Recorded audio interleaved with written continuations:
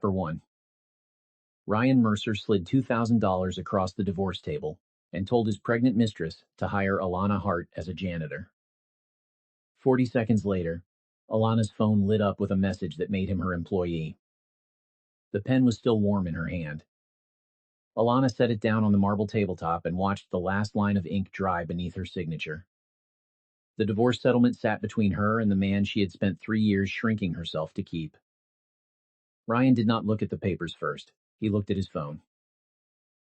His thumbs moved lazily over the screen, his mouth tilted in that familiar half-smile that had once seemed confident and later revealed itself to be cruel. He was texting someone while his marriage ended in front of him. Across from him, in a private corner of a high-end coffee bar 2 blocks from the courthouse, he looked less like a husband and more like a man waiting for his reservation at dinner. Beside him sat Sienna Vale. Sienna was all polished malice. Glossed lips, honey blonde hair pinned over one bare shoulder, a white coat draped over a scarlet dress too tight to be elegant and too expensive to be accidental. One hand rested on Ryan's arm as if she had already claimed the territory. Her nails were pale pink, oval-tipped, soft-looking. Elena knew better than to trust soft-looking things. Ryan finally picked up the signed papers and gave them a quick scan. "That's it then," he said. "Clean break." His tone carried relief, not regret. Elena sat very still. Her coffee had gone cold 20 minutes ago. She had not touched it since the hearing. Ryan leaned back, crossed one ankle over his knee, and looked at her properly for the first time that morning. "Don't make that face," he said. Elena had not made any face at all. Sienna gave a tiny laugh and squeezed his forearm. "Ryan, be nice." He shrugged. "I am being nice. I'm ending this before we waste any more time." His eyes dropped to Elena's stomach for half a second, and the look in them was deliberate. 3 years, he said. 3 years and not one child. My family name isn't going to end with me. Sienna lowered her head shyly, performing sweetness. The gesture would have been convincing if not for the satisfaction sharpening the corners of her mouth. Ryan placed his palm protectively over her abdomen. "Sienna is 10 weeks pregnant," he said. "That's what moving forward looks like." The words landed hard enough that even the waiter at the next table glanced over and then quickly looked away. Alana felt her pulse beat once in her throat, just once. Then it settled. Ryan mistook silence for weakness. He always had.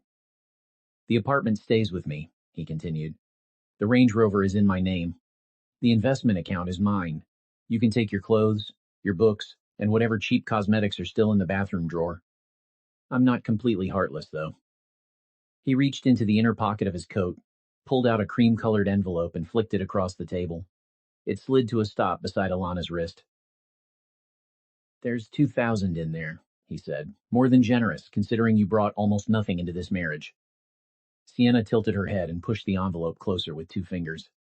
"If things get difficult," she said in a syrupy voice, "Nova Rise Media is hiring support staff next month. Ryan's getting promoted, so maybe he can say a word for you. Reception, cleaning, filing, something simple." Elena looked at the envelope. $2,000. 3 years of cooking, cleaning, budgeting, waitressing, editing Ryan's presentations at 2 in the morning, and covering rent whenever his ego was too bruised to admit he needed help. Reduced to $2,000 and a janitor joke. Ryan mistook her gaze for humiliation and smiled wider. "Take it," he said. "You'll need it more than I will." Under the table, her phone vibrated against her knee. Once. Then again. Elena's fingers closed around it unseen. She glanced down. The sender was Graham Ellison. The subject line was only 6 words long. Transfer complete. Effective as of midnight. Her thumb opened the message.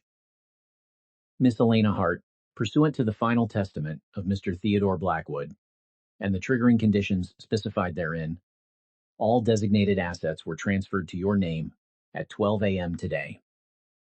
These include 100% ownership of Blackwood Holdings, controlling interests in 12 subsidiaries, 41 real estate assets, licensing rights across 9 active patents, and the Blackwood Family Trust, with a current estimated value of $16.8 billion. Attached, immediate authority documents.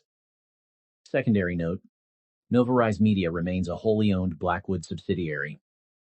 Your presence is requested within 3 business days. Earlier action may be taken at your discretion. For one suspended second, the sounds in the room disappeared. The hiss of milk steaming behind the counter. The scrape of cups, the low jazz from overhead speakers, the clink of Sienna's bracelet when she lifted her glass. All of it drained away. $16.8 billion. Blackwood Holdings. Novarise Media. Ryan's company. Alana turned the phone face down and laid it carefully beside the envelope as though nothing had happened. Her heartbeat was no longer in her throat. It had moved lower, deeper, steadier, like something old waking up in her bones. Ryan was still talking. "And don't come crying later," he said. "I won't rescue you from your own bad decisions anymore." That almost made her laugh. Rescue. For 3 years she had mistaken endurance for loyalty. She had patched his life together while he practiced taking credit for it. The first year he called her his lucky break. The second year he called her a burden. By the third he barely bothered to pretend. Sienna lifted her latte. "To new beginnings." Ryan clinked his cup against hers. Neither of them noticed Elena pick up the envelope. She weighed it in her hand once, then slipped it into her bag. Ryan blinked. "Good, at least you're realistic." Elena met his eyes. "You're right," she said quietly. "After today, we have nothing left to do with each other." For the first time, something in her tone made him frown. He rose, smoothing the front of his charcoal coat. Sienna stood with him and looped her arm through his. As they turned toward the door, Ryan paused just long enough to deliver one last cut. "Try not to make a scene at my office," he said. "I'm expected upstairs in an executive meeting tomorrow morning. Big day." Sienna smiled over her shoulder. "And my interview is at 10. Looks like luck really does favor the right woman." Then they were gone, the glass door swinging shut behind them. Elena sat where she was until their reflections disappeared from the street outside. Only then did she unlock her phone and call Graham Ellison. He answered on the first ring. "Miss Hart." "Is there a current executive vacancy at Novarise?" Elena asked. A beat of silence. He understood the question beneath the question. "The board signed emergency authority at 12:07 a.m., he said. "The CEO of Novarise is in Zurich for the week. As majority owner, you may assume direct control immediately through interim appointment." Elena stared at the cold coffee in front of her. There was a crack in the foam that looked like a river on a map. Who is Ryan Mercer in the structure? Deputy Director of Brand Strategy. A promotion to division head was expected this week, pending internal approval. Expected by whom? By Mr. Mercer. Chiefly. That time she did laugh. It was soft and humorless. What time can the executive board be gathered tomorrow? By 9. Do not tell them who I am until I enter the room. Understood. And one more thing. Yes? There's a candidate named Sienna Valet scheduled for interview at 10, isn't there? Ellison checked. Yes. Alana rose, took her bag, and looked once through the glass toward the avenue where Ryan's car had vanished into traffic. Move her interview, she said. Glass room, top floor. I want every pair of eyes in that building on her. She ended the call and walked out into the Manhattan wind, carrying a divorce settlement in her bag and a ruined marriage on her back. For the first time in 3 years, both felt. The suite on the 52nd floor had windows on 3 sides, and silence thick enough to hear herself think. That was more unsettling than the wealth. Elena stood barefoot on the carpet, with the city spread beneath her, and the family office documents open across a long black dining table. A young assistant from Blackwood Holdings had met her in the hotel lobby within an hour of her call, handed over an access card, a new phone, a garment bag, and 3 sealed folders. No drama. No spectacle. Money at that level did not arrive shouting. It arrived already obeyed. The first folder contained legal transfers. The second held board resolutions, subsidiary maps, and emergency authority documents. The third held a handwritten note. Watch the video first. She sat on the edge of the bed, opened the tablet provided in the folder, and pressed play. The screen lit up. An old man appeared in a dark study lined with books and storm-colored wood. He was in his late 70s, perhaps older, broad-shouldered even sitting down, with iron gray hair brushed straight back from a severe face. His jaw looked carved rather than grown. His eyes were pale and sharp and somehow familiar enough to make Alana's chest tighten. Theodore Blackwood did not waste time on greetings. "If you are watching this," he said, "then you signed the divorce papers. Good." Alana stared. The old man folded his hands over the head of a cane. "You have every right to hate me for speaking plainly, so I'll spare us both performance. I searched for you for 19 years. Your mother took you and cut every line back to this family. When I found you at last, you were already married to a boy with polished shoes and a hungry smile." Theodore's mouth hardened.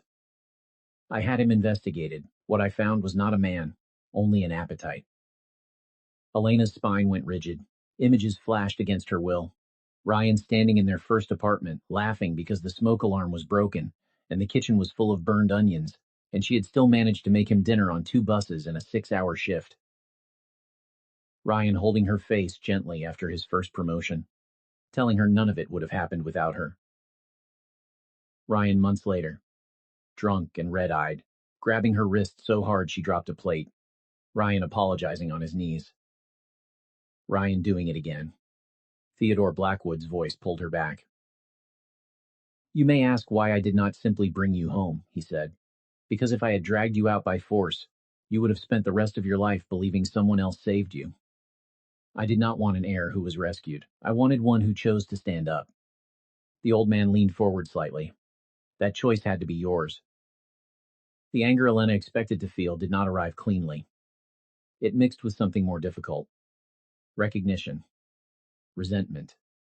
Gratitude she did not want. Grief for the years wasted, and grief for the strange, stern man who had watched from a distance rather than intervening. Theodore's eyes softened.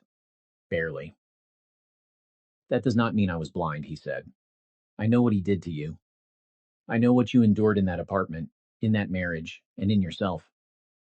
I know how many times you told the emergency room you slipped. I know how many tips from your waitressing shifts paid his rent, his gas, his shoes, his professional courses, his false confidence." Elena's hand rose involuntarily to the faint ridge near her collarbone, a mark that only showed when the light hit sideways. Theodore let the silence breathe. "Listen to me carefully, Elena," he said at last. "Blackwood money is not your dignity. It is only a weapon. Your dignity existed before it. If you ever forget that, every room you enter will own you." He coughed once, recovered, and continued. "Nova Rise Media has been bleeding for 2 years. Weak executives, swollen expenses. Too many men mistaking borrowed authority for talent. Start there. Cut rot before it reaches the trunk." He reached off screen and lifted a small object into view. A silver signet ring. "Eliza Hart, your mother, was the fiercest person I ever knew," he said, and for the first time his voice changed. "You have her eyes, her stubbornness too. That should be enough." The video ended. Alana sat unmoving for a long time. Outside, headlights traced bright arteries through the dark streets below. Somewhere down there, Ryan was probably toasting his future with the woman he had brought to their divorce. Somewhere down there, he still believed power was a promotion and a company card and a prettier replacement. He had no idea what real power looked like. A knock came at the suite door. Elena opened it to find a tall man in a navy overcoat holding a slim case and a tablet. He introduced himself as Caleb Dunn, senior executive aide assigned by Blackwood Holdings. His face was composed, efficient, almost unreadable. "Miss Hart," he said. She glanced at the old family note on the table, then at the documents with the name Blackwood printed across every page. "Not Hart," she said after a moment. "Not tomorrow." Caleb gave a short nod. "Understood." Inside the case were clothes chosen in haste, but with expensive precision. Tailored trousers, silk blouses, a steel blue suit, black pumps. A velvet box held a pair of diamond studs and a narrow platinum watch. Elena touched none of them at first. Instead, she asked, "What did Ryan Mercer earn last month?" Caleb checked the tablet. Base salary plus bonus totaled $11,400. Alana thought of the envelope in her bag. $2,000. His mercy. His pity. Something almost like amusement flickered through her. And his direct superior? Martin Keene, Executive Vice President of Operations at Novarise. Relationship? With Mr. Mercer? Informal favoritism appears likely. Formal proof is not yet compiled. Compile it. Caleb made a note. Alana crossed to the window again. Her reflection floated against the city glass, half stranger, half woman she had misplaced years ago. Her hair was still tied back carelessly. Her face was bare. The sweatshirt she wore to court still smelled faintly of laundry soap and courthouse air. In the glass, though, she suddenly noticed the lines of her own posture. Straight shoulders, still chin, the calm she had once mistaken for numbness. Maybe that was not numbness after all. Schedule the boardroom for 9, she said. All department heads, HR, finance, legal, Martin Keene, Ryan Mercer. Yes. At 10, move Sienna Vale to the Skyline conference room. Full glass wall, no warning. Yes. And Caleb. He looked up. Have internal audit pull the last 24 months of discretionary spending from brand strategy and any vendor linked to Ryan Mercer. That time, the faintest change touched Caleb's expression. Approval, perhaps. It will be ready.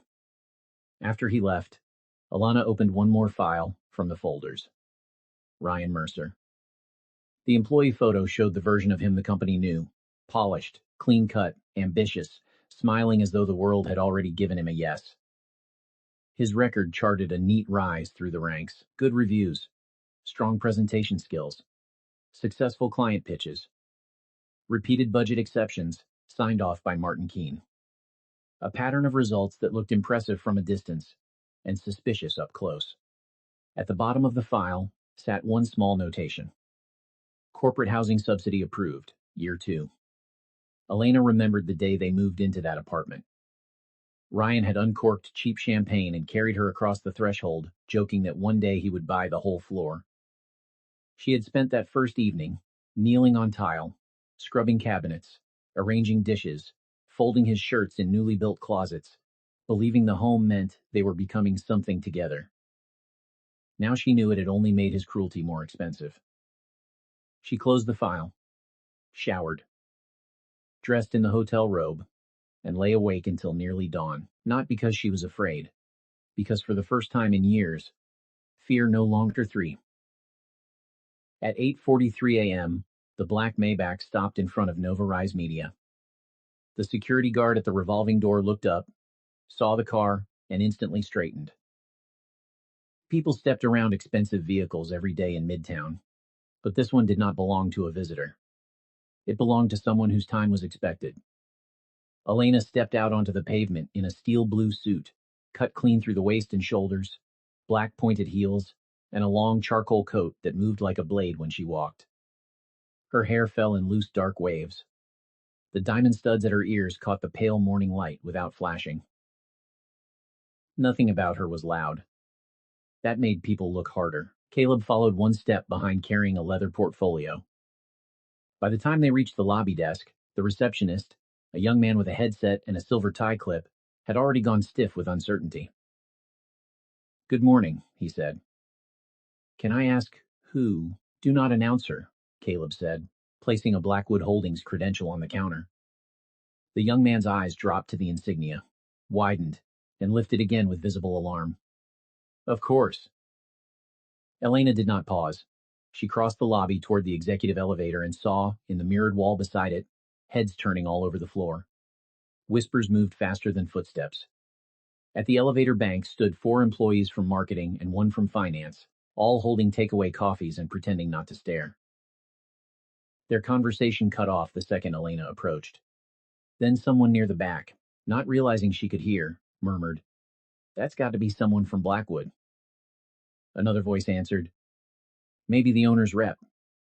Did you hear? Ryan Mercer's getting the division head seat today.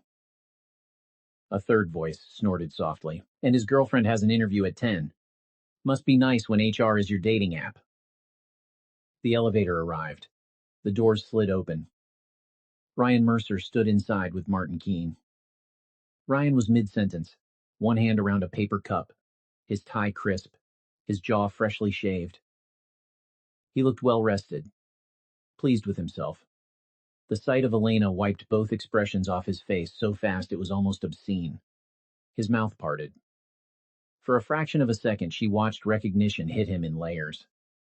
First disbelief, then confusion, then the raw, involuntary shock of seeing a woman he had filed away as defeated walk toward him, looking entirely beyond his reach. "Elena," he said. She stepped into the elevator without answering. Martin Keene glanced between them. He was in his early 50s, lean, silver at the temples, wearing the watch and expression of a man used to being deferred to. He adjusted his cuff and looked Elena up and down with polite irritation. "Is this a social call?" he asked Ryan. Ryan seemed to catch himself. He let out a laugh that arrived a beat too late. "No," he said loudly, for the benefit of everyone present. "This is my ex-wife. She must be confused about where to go." A few employees shifted awkwardly. No one spoke. Ryan's eyes dragged over Elena's coat, her suit, the watch at her wrist. Contempt battled with unease inside his face. Contempt usually won. This morning it was struggling. "What is this?" he asked under his breath. "Did you borrow money? Rent an outfit? You can't just show up here." Elena looked at the floor numbers as the doors closed. Ryan stepped closer. "Did you hear me?" Caleb pressed the button for the 18th floor. Martin frowned now, sensing a problem without understanding it. "Ryan, if there's an issue, handle it outside the boardroom. We don't need drama before a leadership review." Ryan's pride stiffened at the words leadership review. He recovered some of his swagger and smirked at Alana. "You hear that?" he said. "Leadership review. I'm a little busy to deal with whatever this performance is." The elevator stopped on 12. No one got out. Silence tightened. Ryan lowered his voice further. "If you came here to embarrass me, don't. Yesterday was generous enough." At that, Alana turned her head and looked at him fully. It was only a look, nothing more. Yet something in Ryan's throat moved. She had spent 3 years watching his moods, measuring danger in the set of his jaw and the speed of his footsteps. Today, for the first time, he was the one studying her and failing to read what came next. The elevator reached 18. Elena stepped out. Martin called after her, annoyance sharpening his tone. "Ma'am, executive meeting attendees are already registered." She did not slow down. The corridor ahead led directly to the boardroom. Assistants stood outside with notepads. Department heads were filing in. Conversations dropped as Elena walked past them. Ryan followed. Elena. Her heels clicked once, twice, then stopped at the double doors. She pushed them open and walked straight to the chair at the head of the table. 3 people, and a silence so sudden it almost made a sound. The head chair was larger than the others. Black leather, placed beneath a screen wall carrying the Nova Rise logo. It was where the acting chief usually sat during executive meetings. Today it was empty for less than a second. Elena set one hand on the back of it and sat down. A finance director actually stood up halfway, then froze. Someone near legal dropped a pen. Martin Keene reached the table 3 steps behind her and stopped dead, color draining from his face in increments. "Excuse me," he said. "That seat is not." Caleb placed a folder on the table and slid it toward legal counsel. The company attorney opened it, saw the first page, and immediately stood. "Ladies and gentlemen," he said, voice unusually tight, "we have received emergency controlling authority from Blackwood Holdings, effective as of midnight. By board resolution, Miss Elena Blackwood assumes immediate interim executive control of Nova Rise Media pending full strategic review." The room erupted into whispers. Ryan did not move. He stood near the door as though the floor beneath him had tilted. Alana could see the exact moment he heard the surname. Blackwood. His eyes widened, not theatrically but physically, the way a body responds to impact before pride catches up. Martin snatched the papers, scanned the signatures, and went pale enough to show the blue veins at his temples. "No," he said too fast. "There must be some misunderstanding." Alana folded her hands on the table. "There isn't." Martin looked from the documents to her face and back again. "You're Theodore Blackwood's granddaughter," Alana said. "And, as of this morning, your principal." A chair leg scraped harshly against the floor. Ryan sat down without seeming to know he had done it. He looked at Alana as if every cruel thing he had said to her in the last 24 hours had come back all at once and lodged in his throat. Alana let the silence stretch. Then she began. "Novarise Media has underperformed for 8 consecutive quarters relative to its vertical," she said. "Client retention is slipping. Discretionary spending is bloated. Several internal promotion recommendations appear to have been advanced before audit review. That ends today." She nodded at Caleb, who handed packets to the department heads. "Effective immediately," Alana continued. "All pending promotions are frozen. A forensic audit will review the last 24 months of vendor payments, departmental expense overruns, discretionary bonuses, and executive approvals. Every figure signed inside this building now belongs to my desk." No one so much as breathed loudly. Martin found his voice first.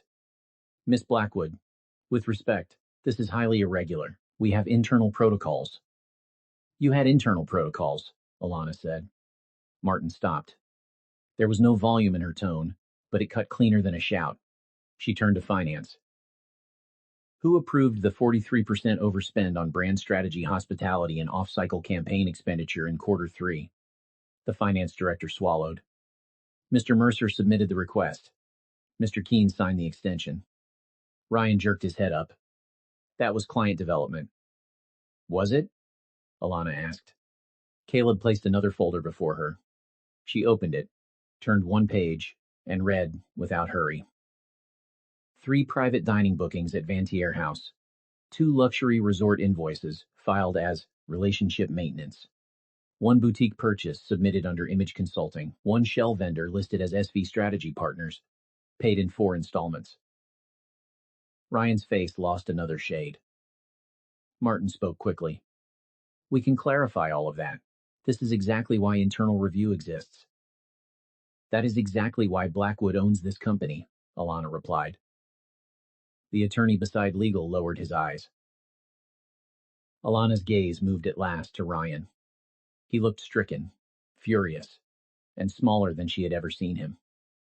Yesterday he had sat across from her with his mistress at his side, telling her to leave through the back door if she wanted work. Today he could not even keep his coffee hand steady. She tilted her head slightly. "Deputy Mercer," she said. "Congratulations on making yourself memorable before 9 in the morning." A sound escaped someone near HR. It might have been a cough. It might have been stifled laughter. Ryan's jaw flexed. "Elena." "Miss Blackwood," Caleb corrected. Ryan stared at him in disbelief. Elena rose from the chair. Instantly, everyone else straightened too. "I have no interest in theatrics," she said. "Results matter. Competence matters. Facts matter. Which is why, at 10 a.m., HR will conduct today's scheduled candidate interview exactly as planned." At that, a current ran through the room. Everyone knew whose interview it was. Elena continued.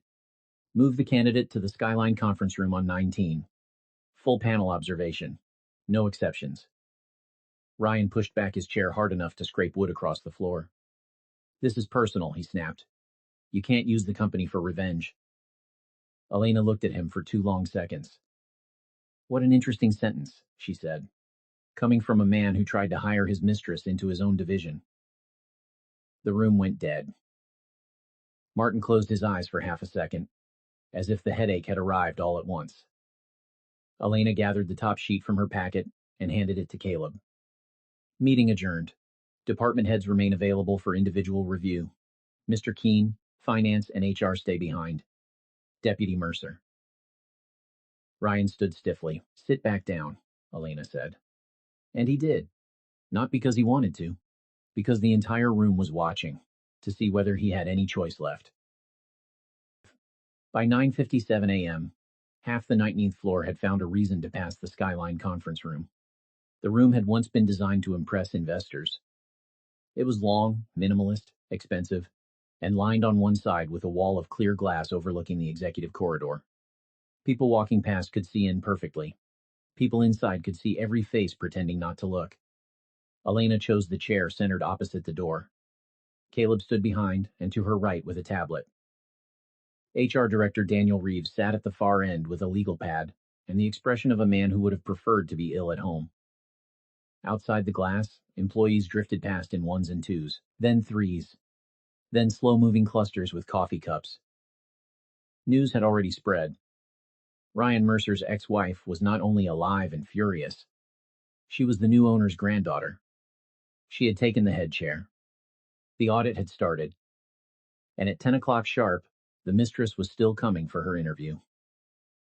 At 10:01, the door opened. Sienna Val walked in wearing cream silk, a fitted black skirt, and a smile so carefully arranged it looked painful. She had made an effort to appear corporate, but the diamond-shaped earrings were fake, the perfume came in a visible cloud, and fear sat under her skin like bad lighting. Her gaze landed on Elena and flickered for just 1 second. Then she recovered. "Miss Blackwood," she said sweetly. "Thank you for seeing me." Elena noticed everything, the way Sienna's hand tightened around the leather portfolio before she released it, the way her smile did not reach the eyes, the way she avoided looking at the hallway glass. "Sit," Alana said. Sienna sat. No one offered water. Daniel Reeves shuffled the resume in front of him and cleared his throat. Candidate: Sienna Vale. Applied position: Brand Development Specialist. Sienna leaned forward slightly. "Before we begin, I'd just like to say I fully believe personal matters should remain separate from professional opportunity. I am here because I genuinely care about brand storytelling and strategic growth." Alana said nothing. Silence, used correctly, was an instrument. After 6 seconds, Sienna began to sweat. Daniel attempted procedure. "You worked at Holloway Creative for 4 months and then at Eastline Partners for 6. Correct, Sienna said quickly. Both were high-pressure environments where I learned a lot about audience engagement. Elena picked up the resume. "No," she said. Sienna blinked. "I'm sorry?" "No," Elena repeated. "You were terminated from Holloway Creative after forwarding a client pitch deck to a senior account manager you were sleeping with. At Eastline Partners, you were dismissed for falsifying expense receipts and repeated lateness." Daniel looked up sharply. He had not seen that file. Caleb placed 2 printed reports in front of Elena. She slid them across the table. Sienna's face changed. Fast. "What is this?" "Background verification," Elena said. "Would you like to challenge the dates?" Sienna's fingers hovered over the pages, but did not touch them. Her lipstick seemed too bright suddenly, too careful. The hallway beyond the glass had stopped moving. People were no longer pretending not to watch. "That was a misunderstanding," she said. "Which part?" Alana asked. "The affair or the fraud?" Sienna swallowed. Daniel shifted in his chair, deeply uncomfortable now. Alana set the resume down. "Let's try competence," she said. "Imagine Nova Rise is launching a mid-priced skincare brand for women aged 24 to 32 in 3 regional markets. First quarter acquisition budget is capped at $1.8 million. Walk me through platform prioritization, expected conversion benchmarks, and your contingency if customer acquisition cost rises above target by 12% after week 3. Sienna's eyes widened. She opened her mouth, closed it, opened it again. "I would first focus on social," she said weakly. Alana waited. "Which social?" she asked. "Instagram and TikTok."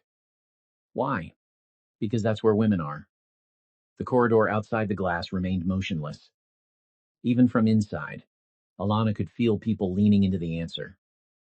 "Interesting," Alana's response adds. Sienna said nothing. "How do you model retention versus vanity traffic?" Nothing. What would you use to test messaging in week 1? Nothing. Sienna's throat worked. Her lower lip trembled slightly. This was no longer a matter of nerves. This was exposure. There was nothing behind the rehearsed buzzwords. No structure, no fluency, no discipline. Only the assumption that proximity to Ryan was qualification enough. Finally, Sienna tried another angle. I think I'm being judged unfairly because of what happened with Ryan and your marriage. Elena leaned back. No, she said. You are being judged because you are unqualified, dishonest, and under the strange impression that access is the same thing as worth. The words landed. Sienna's eyes flashed. For the first time, sweetness dropped, and something uglier appeared. Ryan said you'd do this, she said. He said you'd turn bitter if you ever got a little power. Alana smiled faintly. A little? She lifted one finger. Caleb laid a third file on the table. This, Alana said, opening it, contains screenshots from a private group chat recovered during background review. The messages were sent from your number to 2 friends 12 days ago. Sienna went very still. Alana read aloud. By the time the wife signs, I'll already have the office, the ring, and the baby. Men always choose the woman who makes them feel successful. The blood drained from Sienna's face. Outside the glass, someone put a hand over their mouth. Alana turned one more page. Here's another. She still thinks she's his wife. It's almost embarrassing. I've worn her place out of the apartment already. Daniel Reeves looked away entirely. The cruelty of it did not surprise Elena. The precision did. Sienna had not merely wanted Ryan. She had wanted replacement. Occupation. Erasure. Every sneer at the coffee shop. Every performance of pity. Every hand on Ryan's arm had not been random malice. It had been triumph. Elena kept her voice level. You did not seduce a great man away from a bad marriage, she said. You climbed into an unfinished one and called theft romance. Sienna stood abruptly. You had no right to dig into my life. Elena did not stand. You applied to my company while carrying on with one of my executives and receiving funds from a vendor linked to his department. I had every right. Caleb placed a payment sheet onto the table. 4 transfers, total $86,000. SV Strategy Partners. Beneficiary routing matched a personal account under Sienna Vale. Sienna looked down and all color vanished from her face. That's fake. No, Caleb said. That's banking compliance. Sienna took one step back. Her chair bumped the floor. She looked toward the glass wall and finally seemed to understand how many witnesses there were. Then Elena delivered the last cut. There is also a prenatal invoice from 6 weeks ago, she said quietly.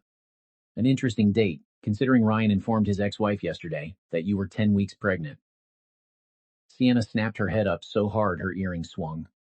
For the first time, real panic entered her eyes. Elena did not need to say more. The implication spread through the room all on its own. Different man, different timeline, different lie. Sienna's mouth opened and closed like someone drowning in air.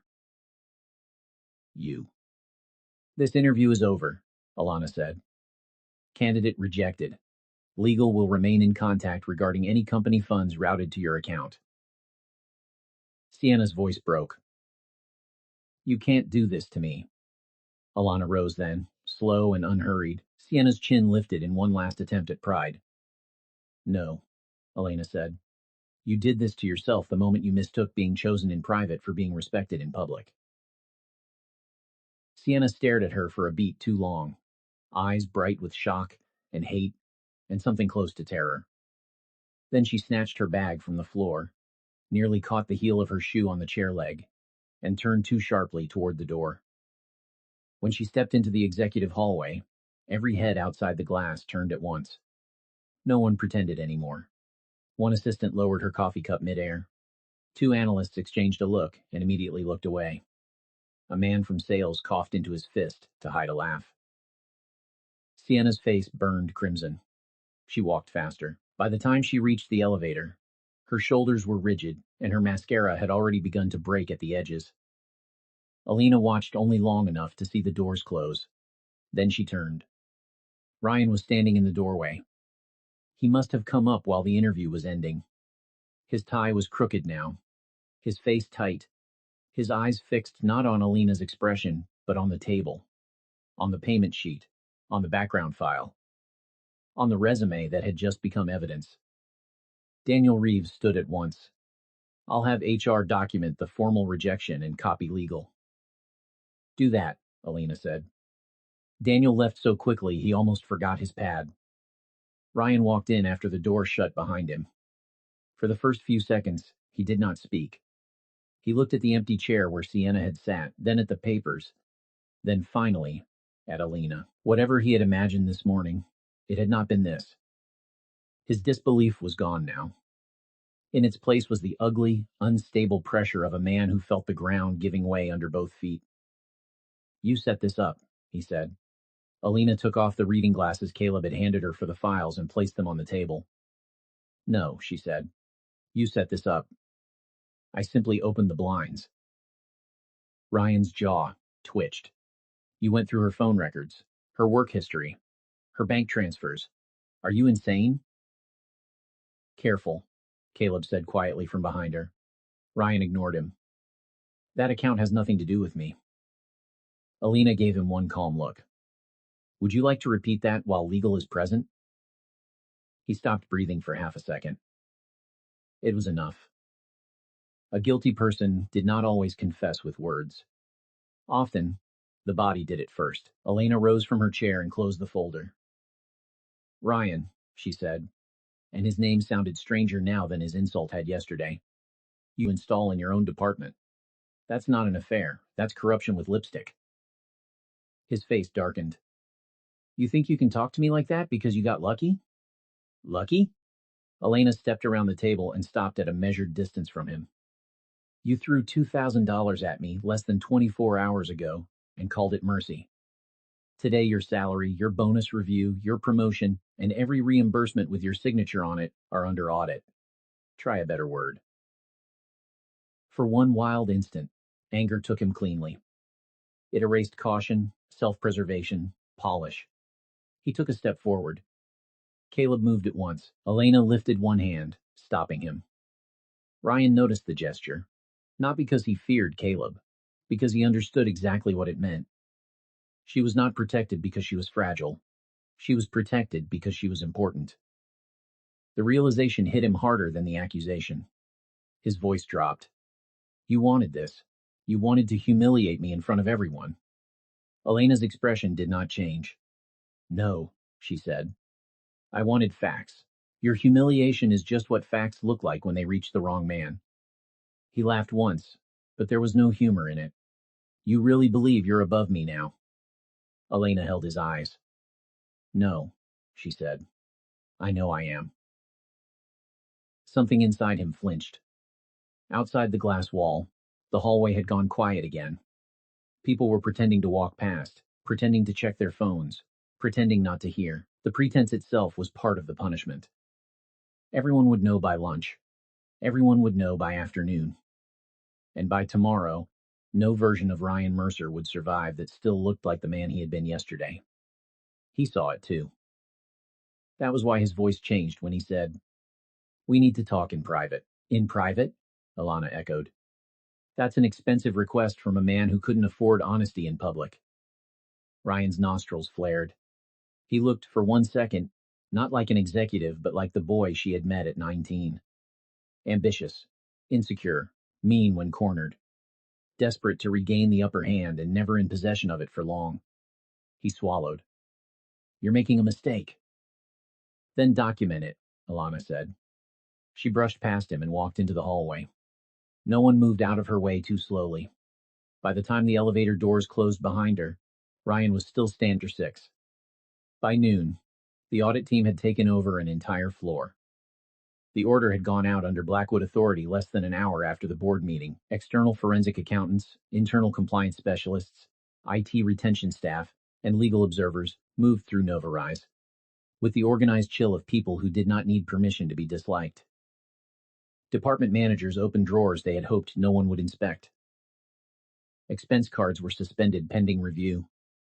Vendor contracts were cross-checked against tax IDs and beneficial ownership records. For the first time in years, the building felt as though it belonged to numbers rather than personalities.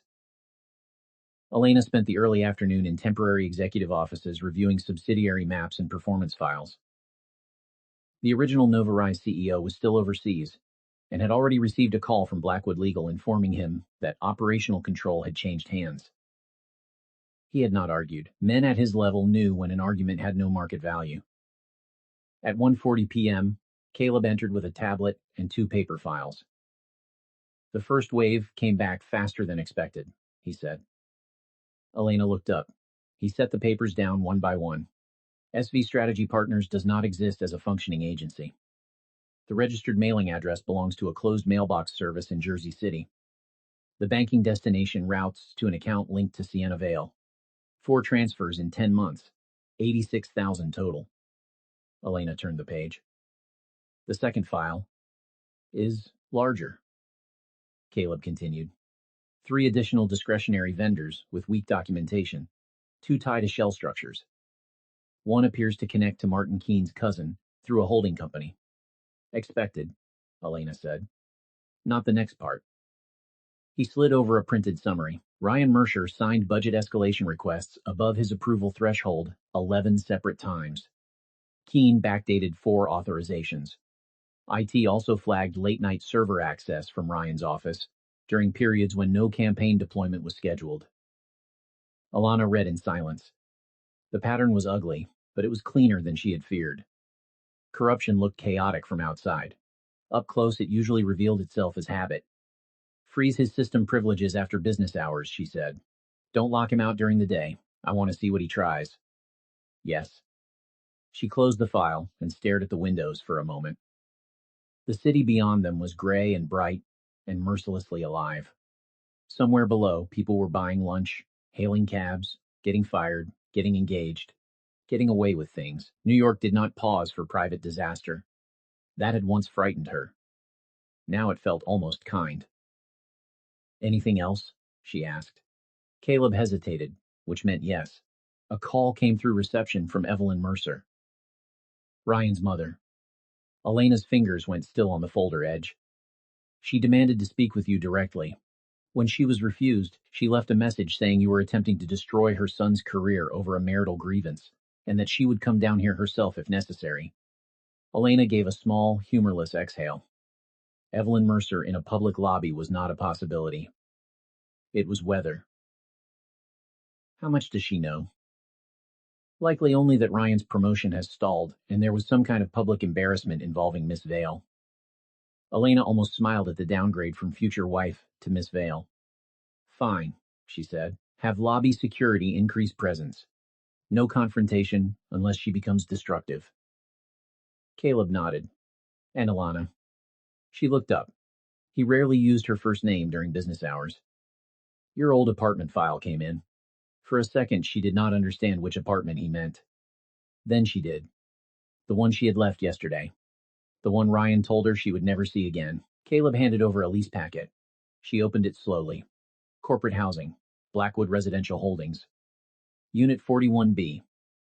Subsidized occupancy approved for Ryan Mercer, year 2 of employment. Non-transferable. Subject to status review upon resignation, termination, or fraud investigation. Alana stared at the page. The apartment she had cleaned, stocked, decorated, cried in, and been belittled inside. Not his. Never his. Does Ryan know? She asked. Given his behavior yesterday, I'd say he convinced himself he owned more than he ever did. That landed harder than either of them expected. Alana closed the packet. At 4, she said. I'm going there. Caleb checked his watch. I'll arrange transport. The apartment looked smaller when she returned to it. Not because it had shrunk, because she had. The entry still held the same narrow mirror Ryan used every morning while adjusting ties she had ironed. The kitchen still smelled faintly of coffee and the citrus cleaning spray she used on weekends. 2 bar stools stood at the counter, one slightly uneven because the screw had been loose for months and Ryan had promised to fix it. He never had. Elena let herself in with the spare key still on her ring. Silence met her like an old insult. She set down a cardboard storage box Caleb had brought and walked through the rooms without touching anything. The framed wedding photo above the sideboard. The slate gray sofa she had picked because it was the cheapest one that still looked respectable. Ryan's aftershave in the bathroom. Her own hair tie on the bedroom floor under the vanity, where it had probably lain for days. The walk-in closet made her stop. Her half was nearly empty, not because she had taken things, because she had never had much room to begin with. 3 dresses, 2 pairs of jeans, a black coat with a split lining, flats worn thin at the heel, 1 sweater she loved and Ryan called small town. That was most of it. The rest of the closet belonged to his ambition. Tailored suits, polished shoes, belts, branded shirts. A life she had funded in fragments and then been told she failed to deserve. Elena reached up, took the wedding photograph from the wall by its frame, and turned it face down in the box. Then her phone rang. Blocked number. She answered. Evelyn Mercer's voice hit the line before Elena could speak. So it's true. No greeting, no hesitation. The same voice that had once criticized Alana's haircut at Thanksgiving, mocked her accent in front of relatives, and told her a woman who could not keep a man had no business calling herself a wife. You humiliated Ryan at work, Evelyn said. You vindictive little opportunist. Do you think wearing expensive clothes makes you one of those people? Alana sat on the edge of the bed and looked around the room she had once worked so hard to keep peaceful. Evelyn, she said, this isn't a conversation worth having. Oh, we're having it. My son built everything he has with his own hands, and now you're using some dead rich man's name to take it from him? You always were jealous. Ryan was going somewhere and you couldn't stand being left behind. Alana almost admired the consistency. Some people could look at a burning building and still blame the match for not being grateful to the fire. He built it? Alana asked quietly. Is that what he told you? What are you implying? That you should ask where his first promotion suit came from, or who covered rent when he missed payments, or whose tips paid for the certification course that got him into Novarise in the first place. For the first time, there was a pause. Evelyn's voice returned louder than before. You ungrateful liar, my son gave you a home. Alana's gaze fell to the lease packet in her hand. No, she said. He borrowed one. She ended the call. The phone rang again within seconds. This time it was Caleb. Lobby update, he said at once. Evelyn Mercer is here. Alana closed her eyes once. Alone? With 2 relatives. Female, both middle-aged. They're shouting at reception and demanding to see you. Security has not removed them yet because they're claiming you defrauded the company and that Ryan is being blackmailed. Alana stood. Has anything been damaged? Not yet. Keep cameras rolling. Don't touch them unless they touch someone else. I'm on my way. When she hung up, she looked around the apartment one last time. Not at the furniture, at the years. At all the times she had packed groceries into this kitchen, folded laundry on this bed, swallowed apologies she did not owe, and believed surviving was the same as building a life. Then she lifted the cardboard box, took her coat, after 7. The moment the Maybach pulled under the Novarise awning, Alana could hear Evelyn Mercer from inside the car. Her voice cut through glass. It had the same cracked authority it always had, the same conviction that volume was evidence and fury was morality. Caleb opened Alana's door. The lobby doors slid apart. Chaos met her. Evelyn stood at the reception desk in a plum blouse and camel coat, cheeks flushed red, hair half fallen from its clip. Beside her were her sister Lydia and her niece Brooke, both equally agitated and visibly less certain of why they were there now that they had arrived. 2 guards stood between them and the elevator banks. The receptionist had retreated 3 steps behind the desk and looked close to tears. On the marble floor lay a shattered ceramic planter. A line had been crossed. The instant Evelyn saw Elena, she lunged forward against the guard's arms. There she is. Her voice rose like a siren. There's the little actress. Ask her who she really is. Ask her how she tricked her way into my son's company. The lobby had drawn an audience again. Employees hovered near columns, behind plants, at the mezzanine rail above.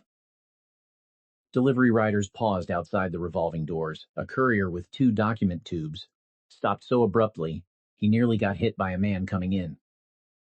Elena walked forward at an even pace and stopped just beyond Evelyn's reach. "Are you finished breaking property?" she asked. Evelyn blinked. The question was not the one she wanted. She wanted a fight, a denial, a raised voice she could answer with a louder one. Elena gave her none of it.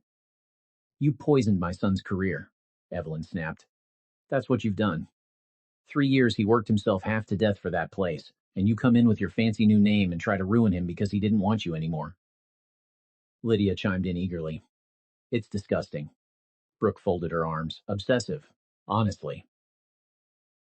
Elena looked at the 3 of them and saw, with startling clarity, how much of her former life had depended on enduring people who mistook cruelty for family culture. Caleb stepped beside her and opened a slim folder. "Mrs. Mercer," he said, "for clarity, this building is owned by Blackwood Commercial Properties. Nova Rise Media is a Blackwood subsidiary. Miss Blackwood did not come into your son's company. She owns the company." Evelyn scoffed, but less forcefully this time. The gold-embossed Blackwood insignia on the folder had already unsettled her. "She's lying." "No." Caleb produced the first document. "And while we're correcting the record, the corporate apartment your son currently occupies is leased through Blackwood Residential Holdings. It is conditional housing linked to employment status. The car he drives is still under financing. The direct deposit supporting that financing comes from Nova Rise payroll. Any claim that your son independently owns those assets would be inaccurate." Every word stripped a layer off Evelyn's certainty. Her face changed in real time. "This is intimidation," she said, but the roar had weakened. "You can't threaten people like that." Alana looked at the broken planter on the floor, then at the receptionists shaking hands. "Actually," she said, "what I can do is decide whether to treat today as trespass and vandalism, or as a warning delivered by 3 women who made a bad decision in public." Evelyn sucked in a breath. "What bad decision? I came here to defend my son." Alana's mouth curved very slightly, not into a smile, but into something colder. "Then start by learning the facts before you embarrass yourself for him." Evelyn's face twitched. Elena continued, each sentence clean and precise. "Your son told me yesterday that he fed me, housed me, and made me who I am. That was false. During the first 18 months of his Nova Rise employment, 49% of rent came from my income. I paid the down payment on his first car. I covered groceries during the quarter he overdrafted his account, twice. I edited his presentations before promotion reviews. I introduced him to the freelance designer whose deck won him his first major pitch." Caleb handed over another set of pages. "Those statements are documented," he said. The lobby had gone almost soundless. Even the security guards were listening now. Evelyn stared at the bank records and did not take them. Her eyes moved, reading just enough to recognize dates, transfers, her son's name, Alana's deposits. The confidence in her posture gave way by degrees. Not because she had become kind, because she had begun to understand that this was not a domestic argument she could dominate with shame. This was paperwork. Paperwork had longer teeth. Lydia tried to recover ground. So what? Couples help each other. That doesn't give her the right to destroy his future. Alana shifted her gaze to her. "His future is being examined because money moved where it should not have moved," she said, "not because a marriage failed." Brooke spoke up then, voice thinner than before. "Ryan said she was just bitter. He said she showed up to cause a scene." A tiny laugh escaped someone on the mezzanine above before being instantly smothered. Evelyn whipped around. Who laughed? No one answered. That was the first moment she looked truly afraid. Elena stepped closer, just enough to make sure the older woman heard every word without strain. "I'm going to be generous once," she said. "You will pay for the damage at reception. You will apologize to the staff member you frightened. You will leave this building. And you will never again come to my workplace believing volume changes facts. Evelyn's chin trembled. Behind the fury, behind the entitlement, Elena could see the first cracks of practical panic. A mother's instinct was turning, not toward justice, toward math.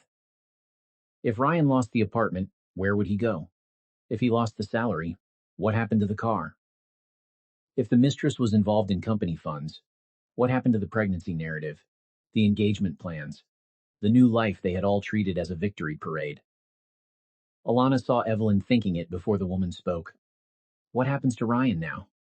She asked, too quickly. There it was. Not outrage. Fear. Alana answered with the truth, and let the truth do its work. That depends on what the audit finds. Evelyn shook her head. He wouldn't steal. Alana did not blink. You raised him, you tell me. For 3 full seconds, no one moved. Then Evelyn looked away first. It was small. It was everything.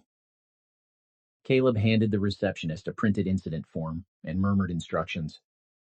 The young woman nodded shakily. Elena turned to go. Wait, Evelyn called. Elena stopped but did not turn back. When Evelyn spoke again, the volume was gone. What remained was raw and uncertain, and much more human than the woman had intended anyone to see. If there's any room for mercy, she said, take it. Elena faced the elevator doors. At 19, she would have wept at that sentence. At 22, she heard its shape too clearly. Mercy, never offered when she was the one bleeding. Mercy now requested because consequences had finally chosen the right address. She pressed the elevator button. Tell your son something for me, she said without looking back. Mercy begins where lying ends. Then she stepped inside. As the doors closed, she caught one last reflection in the mirrored panel. Evelyn Mercer standing in the middle of the marble lobby, smaller than her rage, holding papers that had just rewritten the story she had told herself about her. By the second morning, the building no longer buzzed. It listened. People lowered their voices when Elena passed, not because she demanded silence, but because she had become the axis of too many consequences. Promotions were no longer promises. Expense claims were no longer casual. Departments that had once hidden behind charismatic managers now found themselves explaining numbers to auditors who had no interest in personalities.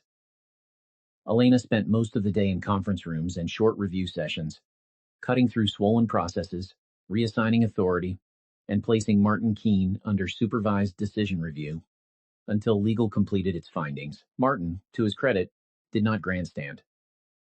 He had entered the thin, gray stage of executive fear, in which men spoke politely because they could already imagine handcuffs.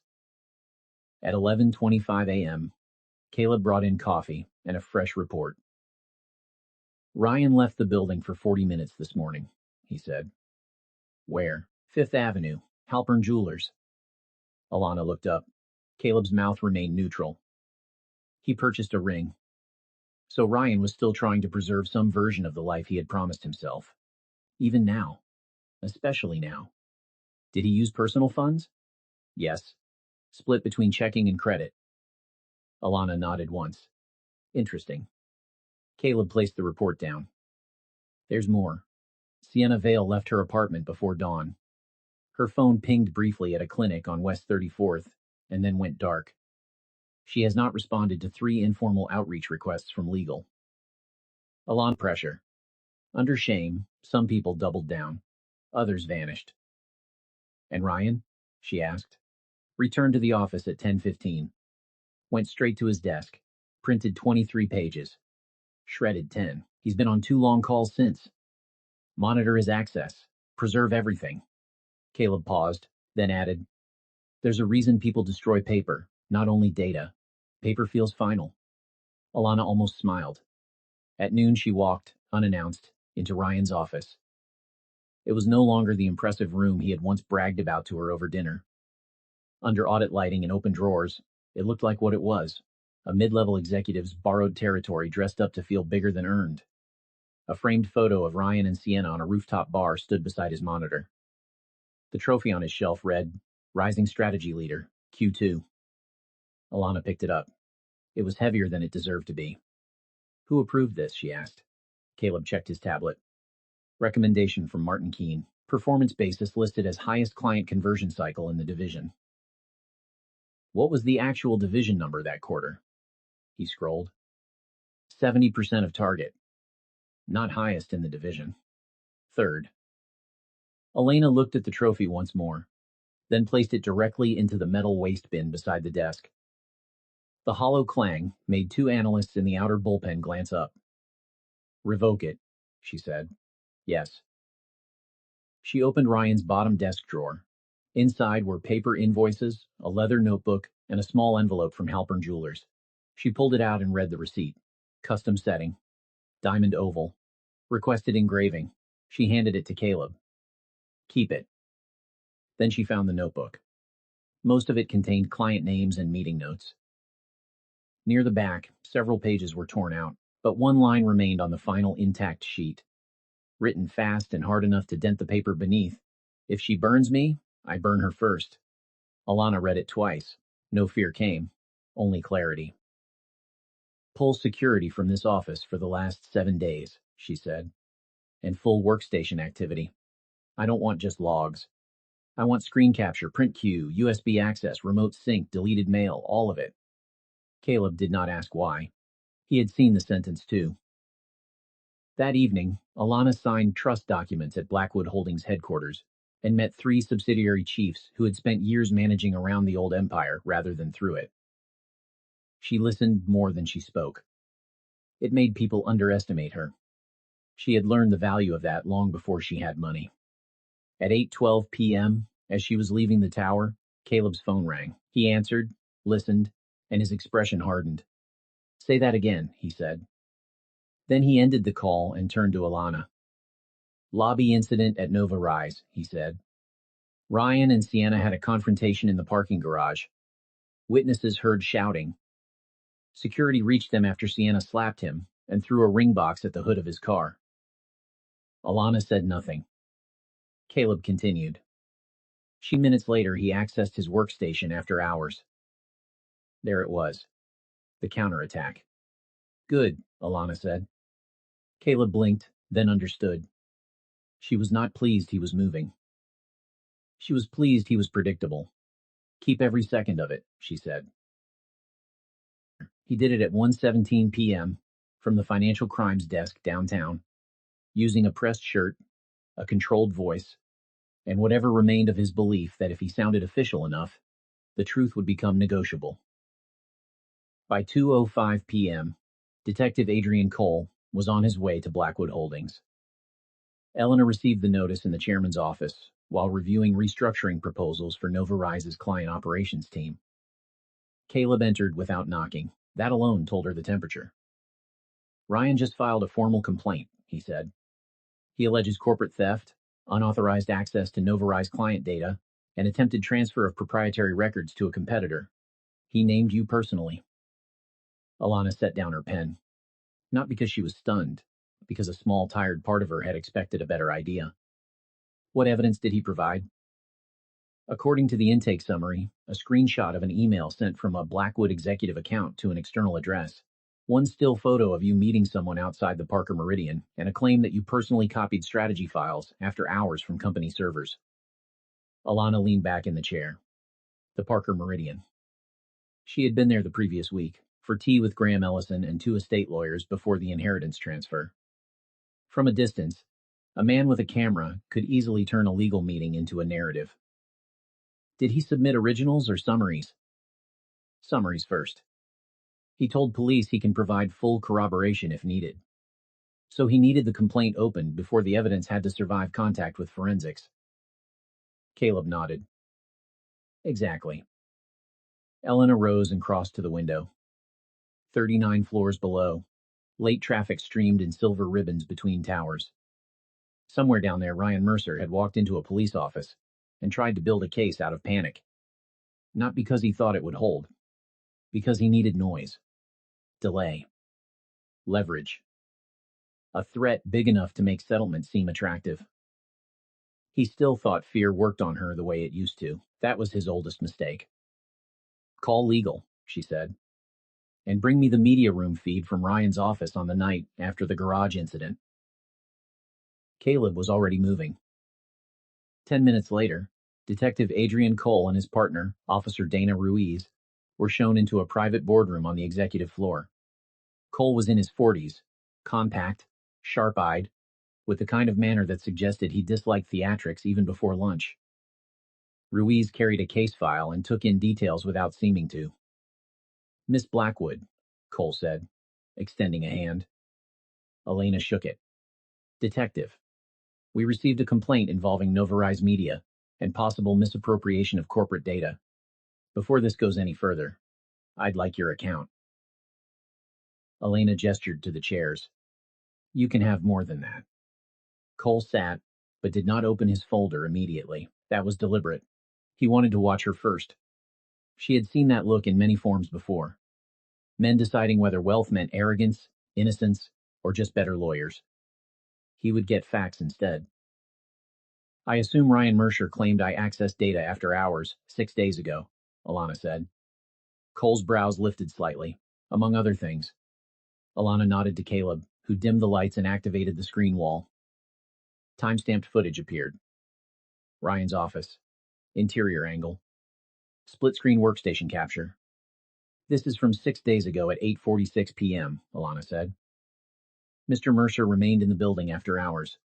His system privileges were still active because internal audit had not yet suspended them. Please watch carefully." The footage rolled. Ryan entered his office alone, shut the door, sat at the desk, and opened a spreadsheet labeled Legacy Client Export. He attached the file to an email drafted from a spoofed address resembling a Blackwood executive account, then sent it to a burner address. Cole leaned forward. Ruiz was already writing. Caleb froze the frame and enlarged the recipient line. "Burner account registered under a prepaid number linked to Sienna Vale," he said. "The full chain came back this morning." Alana changed the feed. A second clip appeared. Parking garage. Ryan arguing with Sienna. Ring box thrown. Ryan pacing after she leaves. 30 minutes later, office access. Then the email operation. The third clip showed the Parker Meridian sidewalk meeting. Alana stood beside the screen. "The man in this photograph," she said, "is Graham Ellison, trustee counsel for the Blackwood estate. The two women seated with us were estate attorneys. I can provide scheduling records, security sign-in, and billing entries from the hotel. Mr. Mercer photographed that meeting from across the street and repurposed it as corporate espionage." Detective Cole opened his file now, but only to compare timestamps. When he looked up again, his posture had changed. "That's a serious fabrication." "Yes," Alana said. "It is." Ruiz asked. "Why would he do it?" Alana answered without drama. "Because the audit is closing around him, and he still believes force is easier than truth." Cole held out his hand. Caleb gave him a drive, a certification packet, chain of custody forms, IT retention logs, and financial summaries. "Anything else we should know?" Cole asked. Alana considered for a moment, then said, "The discretionary vendors tied to his division also route to his mistress's account and to a shell entity connected with Martin Keene's extended family. If your unit opens that branch, you'll find enough to ask better questions than the one he brought you." Cole looked at her for a long second, then exhaled through his nose. "I think we will." When the detectives left, the boardroom was quiet again. Caleb shut off the screen. "He really believed that would work," he said. Elena looked at the blank wall where Ryan's lie had just collapsed. "No," she said after a moment. "He believed it only had to delay the truth." Her phone buzzed. Unknown number. She let it ring out. 30 seconds later, a text arrived. "You forced this. Call me. Ryan." She locked the phone and set it face down. Not every collapse deserved an audience. Chapter 10. Martin Keene turned on Ryan the next morning. Not out of morality, out of timing. By then, the financial team had traced $1.9 million in irregular vendor routing across 3 fiscal periods, with a likely expansion point beyond that. 2 shell entities. 1 personal beneficiary stream to Sienna Vale. Repeated override approvals. Print manipulations. Budget masking. Martin had enough intelligence to recognize the difference between survivable misconduct and the kind that took names off office doors. At 9:14 a.m., His attorney contacted Detective Cole. At 10:02, Martin was in a conference room downtown providing documentation in exchange for cooperation language. By 11:30, Novarise Legal had termination drafts open. Alana was in the head office at Novarise when the update came through. Did not need to. She read Martin's preliminary statement once. Then again, he had not merely admitted knowledge. He had supplied structure. Ryan initiated the smaller transfers, Martin it inside over-budget campaign spend and inflated vendor contracting. Ryan justified Sienna's payments as influencer consulting, competitor mapping, and audience seeding. Martin approved escalation when numbers needed smoothing. Greed made men inventive. Panic made them honest. Has Ryan been informed? Not officially. He knows something is wrong. He tried to call Martin 6 times in 90 minutes. No answer. Where is Sienna? Finally surfaced through counsel. She's willing to cooperate if immunity is considered for the lesser fraud counts. Elena almost laughed. So, that was how quickly the great love story had converted back into individual survival. At 12:06, her phone rang again. Blocked number. This time she answered and said nothing. Ryan's breathing filled the line first, fast, ragged, contained only by force. You knew, he said. Yes. You knew Keene would fold. I knew he loved himself more than he loved you. A long silence. Then a sound halfway between a laugh and a choke. You think you've won. Alana turned her chair slightly toward the window. Outside, the sky above Midtown was hard and pale. Clean weather. No shelter in it. This stopped being about winning when you started signing theft as strategy. His voice sharpened with old resentment. Don't talk to me like you're righteous. You got handed $1 billion surname and suddenly you think you built something. Alana closed her eyes once. There it was again. The same poison. Not guilt, not even real denial. Just grievance that her life had not stayed small enough for him to stand on. Ryan, she said, do you know the difference between us? He did not answer. You think money created authority, it didn't. Money only made public what was already true. You were borrowing importance from a company. I was forgetting my own. For several seconds he said nothing. Then his voice broke around the edges. They're going to charge me. Yes. 3 years, Elena. Maybe more. At that, an old memory cut through her before she could stop it. A cheap kitchen table. Broken rice on the floor. Ryan looming over her after too much bourbon and too much wounded pride. Nobody is coming to save you, Elena. You're never getting away from me. She opened her eyes. Do you remember the first time you hit me? She asked. The line went dead quiet. She kept speaking. You stepped on my hand while I was cleaning up broken glass. Then you cried. Then you promised it would never happen again. By the time it happened the 5th time, you had started apologizing before the bruises even changed color. His breathing roughened. I was angry, he said. I was under pressure. You were cruel because you could be. Silence. Then, so low she almost missed it, I never thought you'd leave. That landed more truthfully than anything else he had said. Not that he loved her. Not that he regretted it. That he had believed permanence belonged to him by default. Her endurance had taught him arrogance. Elena's voice cooled again. You're right about one thing, she said. No one came to save me. I stood up on my own. That's why this doesn't end with a plea. He started crying then, though he tried not to let it sound like crying. The effort made it worse. Withdraw the complaint, he whispered. Please, I'll resign. I'll disappear. I'll leave the city. I'll sign anything. Elena looked at the city and felt, strangely, not triumph, but distance. The man on the phone was still dangerous in the ways that mattered. Not because he had power left, because men like Ryan only became small after they had already done their damage. No, she said. His breath caught. You asked me for mercy after lying to police, stealing from your employer, using your mistress as a funnel, and trying to put me under investigation for your own crime. That isn't remorse. That's fear with better grammar. She ended the call. Her hand remained on the phone for a few seconds after. not shaking. Steady. Outside the office, Novarise moved on. Assistants carried binders. Designers argued over campaign revisions. Finance teams scrubbed numbers. Work, unlike ego, was practical. It survived exposure. Caleb knocked and entered. Detective Cole has enough for a warrant package if Ryan attempts destruction or flight. They've also confirmed Sienna's account received direct transfers from the vendor stream. Alana nodded. Prepare the company statement, she said.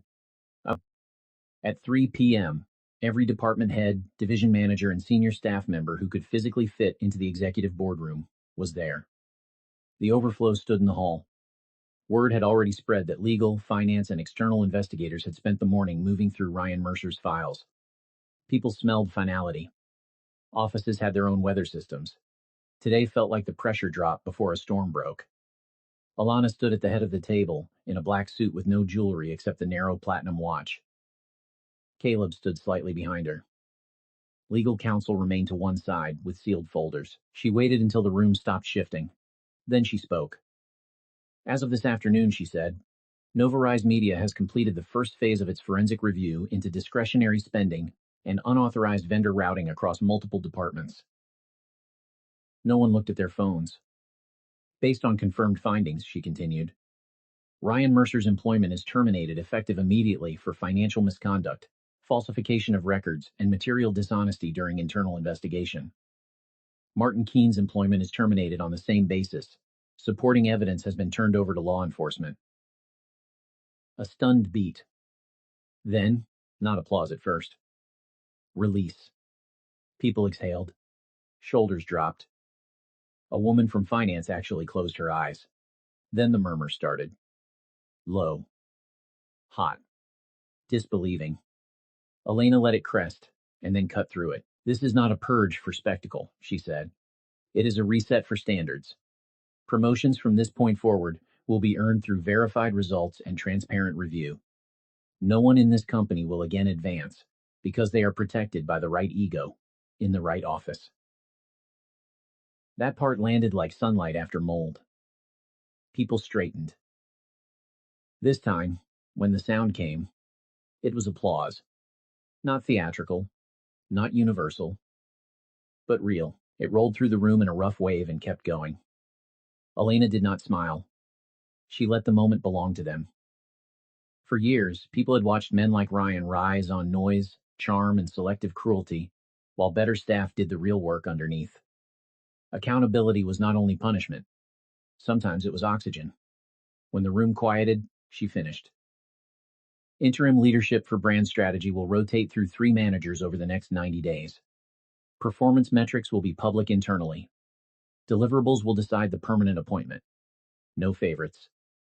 No backroom promises. No future mistress waiting at reception for her badge. After the meeting, Elena walked alone to Ryan's former office. Facilities had already removed the nameplate. The room was half empty. Computer gone. Drawers cleared. Framed photo removed as evidence. The shelf where the trophy had stood was bare, except for a faint circle in the dust. She opened the blinds. Late afternoon light poured in and turned the glass walls gold. For a long moment she simply stood there. This had once been the room he bragged about while speaking over her at dinner parties. The room he believed proved he had outgrown her. Now it was only square footage again. Air. Carpet. Windows. Nothing sacred. Nothing personal. Just another space waiting to be honestly occupied. Caleb appeared in the doorway with a small envelope. This arrived from Graham Ellison, he said. Inside was a handwritten note on thick cream paper. Elena recognized the careful, angular script from the estate files. There was no greeting. Only a line Theodore Blackwood had apparently written long before he died. The cruelest people count on your shame to keep them safe. The day you stop carrying it for them is the day their power ends. Alana read it twice, then folded the note and placed it in her inside pocket. At 5:22 p.m., Detective Cole called.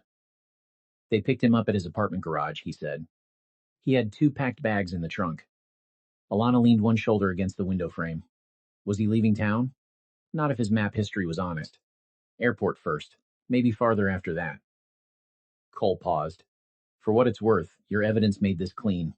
Too many people like him get away with just enough polish. Alana looked out at the city below. Polish isn't structure, she said. No, Cole agreed. It isn't. When she hung up, evening had begun to settle over Midtown. Lights blinked alive floor by floor across neighboring towers. Traffic thickened. Somewhere below, a siren rose and dissolved. Inside the empty office Ryan had once treated as a throne, Alana felt something she had not expected. Not joy, not vengeance. Relief. Deep, unshowy, both. 3 weeks after the divorce, the city no longer felt like a place she had survived. It felt like a place she had entered. The immediate noise had passed. Articles never ran, because Blackwood Legal kept the criminal matter tight and private. Inside Novarise, though, the story had hardened into company folklore almost overnight. The disgraced executive, the glass wall interview, the audit, the sudden owner. Office stories exaggerated themselves for entertainment, but the central truth remained untouched. Alana had walked in carrying shame that never belonged to her. She walked out with a company no longer willing to confuse performance with swagger.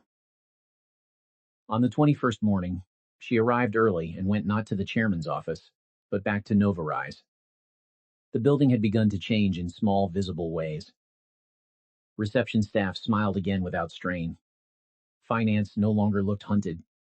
2 junior managers from brand strategy were arguing over actual conversion figures in the elevator, too absorbed in the work to gossip. A culture did not heal in a week, but it did notice when the rules stopped protecting the wrong people.